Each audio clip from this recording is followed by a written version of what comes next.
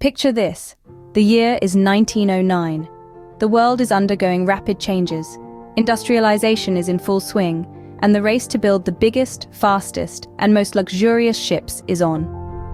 In the heart of this era, the Industrial Revolution was churning out more than just smoke and soot. It was a time of unprecedented progress and relentless ambition. A time when the hum of factories echoed through cities and the glow of innovation illuminated the world. Steel, steam, and ingenuity were the currencies of the day, and they were about to give birth to something extraordinary.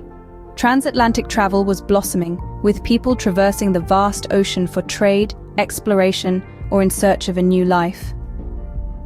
The ocean was no longer a barrier but a highway connecting continents and cultures. And in the midst of this evolution, the competition among shipbuilders was heating up. The White Star Line, a prominent player in the shipping industry, was feeling the heat. Its chief rival, Cunard Line, had recently launched two formidable ocean liners, setting new standards in speed and luxury. White Star Line knew it had to respond. It had to outshine its competitor. And so the decision was made. The company would build a ship like no other, a ship that would eclipse all that came before it. The public, too, was enamored with these grand ocean liners. They were symbols of human achievement, floating palaces that promised adventure and luxury.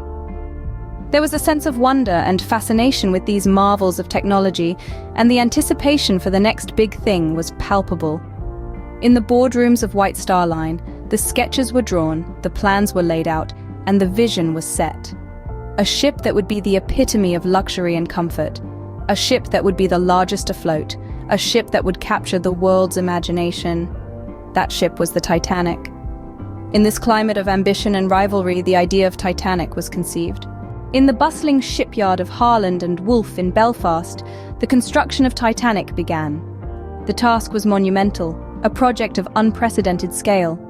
Picture a towering behemoth, a structure so large it would dwarf every other vessel afloat at the time.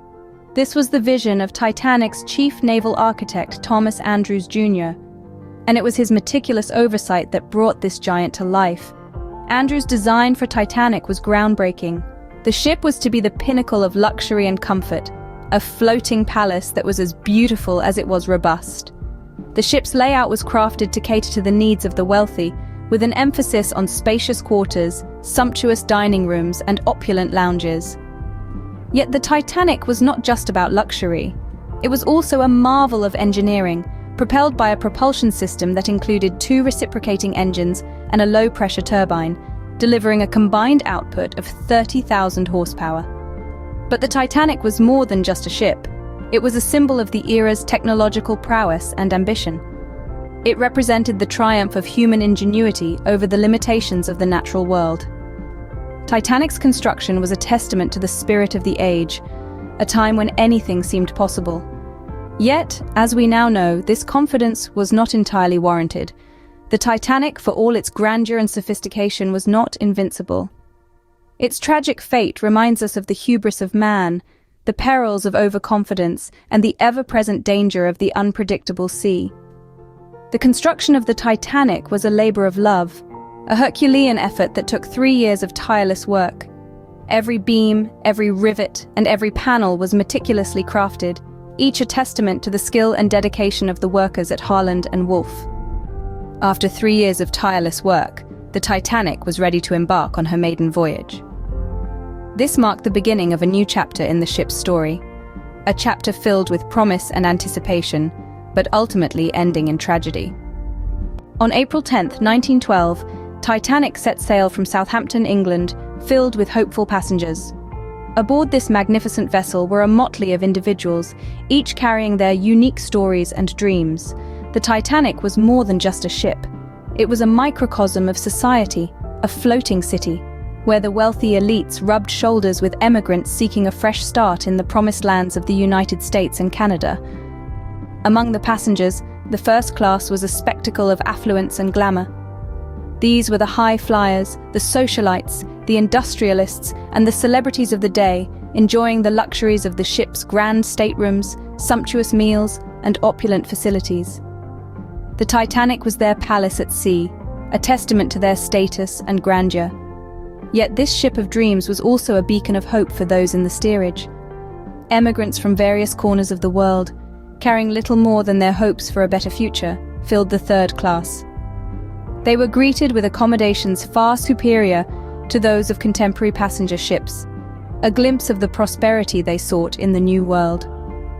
The Titanic embarked on her journey, tracing a route from Southampton to Cherbourg, France, and then to Queenstown, Ireland. From there, she set her sights on the vast Atlantic, heading towards her final destination, New York City. The initial days of the voyage were filled with excitement and wonder. Passengers reveled in the ship's marvels, enchanted by the promise of a journey as remarkable as their destination. The Titanic was a spectacle to behold, a symbol of human ambition and technological prowess, cruising majestically across the Atlantic. The ship was a marvel, the largest afloat at the time, boasting advanced safety features that led many to believe it was unsinkable. As the Titanic sailed into the icy waters of the Atlantic, little did anyone know of the tragedy that lay ahead.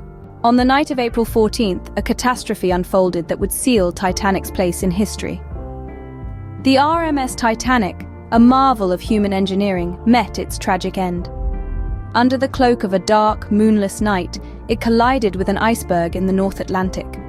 The iceberg, a silent sentinel of the sea, tore a fatal wound into the ship's hull. The Titanic, once thought unsinkable, began to take on water. The ship's advanced safety features proved insufficient against the onslaught of the icy Atlantic waters. The Titanic, grand and imposing, was equipped with lifeboats, but not nearly enough for all the passengers. Only half of the estimated 2,224 souls on board could find refuge in them. A grim realization dawned. Not everyone would survive this tragedy. As the water level rose, so did the panic among the passengers and crew. The harmonious sounds of laughter and music that once filled the ship were replaced with cries of despair and chaos. Wealthy patrons, families seeking a new life, crew members, all faced the harsh reality of their situation. The Unsinkable was sinking. Efforts to evacuate the passengers were frantic. Lifeboats were launched, some filled to capacity, others less so in the confusion and panic. As the ship continued its descent into the icy depths, those left on board could only watch as their chances of survival diminished. Approximately 1,500 lives were lost that fateful night. Individuals from all walks of life, bound together by the shared experience of a disaster, vanished into the cold, unforgiving sea. The Titanic, once a testament to human ambition and ingenuity, was reduced to a tragic symbol of hubris and miscalculation. In the early hours of April 15th, the Titanic, once a symbol of human ambition, lay at the bottom of the Atlantic. The ship's sinking remains one of the deadliest peacetime maritime disasters in history, a tragedy that continues to echo through the annals of time. The sinking of the Titanic sent shockwaves around the world. The magnitude of the disaster was such that it prompted an immediate response, leading to significant changes in maritime safety regulations. The world realized that the tragedy was not merely an accident but a result of human hubris, of overconfidence in technology, and of glaring deficiencies in safety measures. In the wake of the disaster, the first International Convention for the Safety of Life at Sea was held in 1913. This led to the establishment of the International Ice Patrol, aimed at monitoring icebergs to prevent similar catastrophes. The convention also resulted in new regulations requiring sufficient lifeboats for all passengers and crew, something that the Titanic, despite its advanced safety features, had grossly overlooked. But the aftermath of the Titanic is not just about laws and regulations, it's also about the enduring fascination the ship and its tragic end have had on popular culture. From countless books and films to exhibitions and even a replica Titanic currently under construction, the allure of this ocean liner remains undiminished. The Titanic has become a symbol, a story of human ambition and industrial prowess overshadowed by an unthinkable disaster. It serves as a stark reminder of the perils of overconfidence, of the belief that we can conquer nature without consequence. It also highlights the tragic cost of neglecting safety in the face of luxury and comfort. The story of the Titanic continues to captivate us, not only because of its grandeur and tragedy, but also because of the lessons it imparts. It's a narrative that has been retold countless times, in countless ways, and will continue to be retold, as it embodies universal themes of ambition, disaster, and resilience. Even after more than a century, the story of the Titanic continues to captivate us, serving as a stark reminder of the power of nature and the tragic cost of human hubris.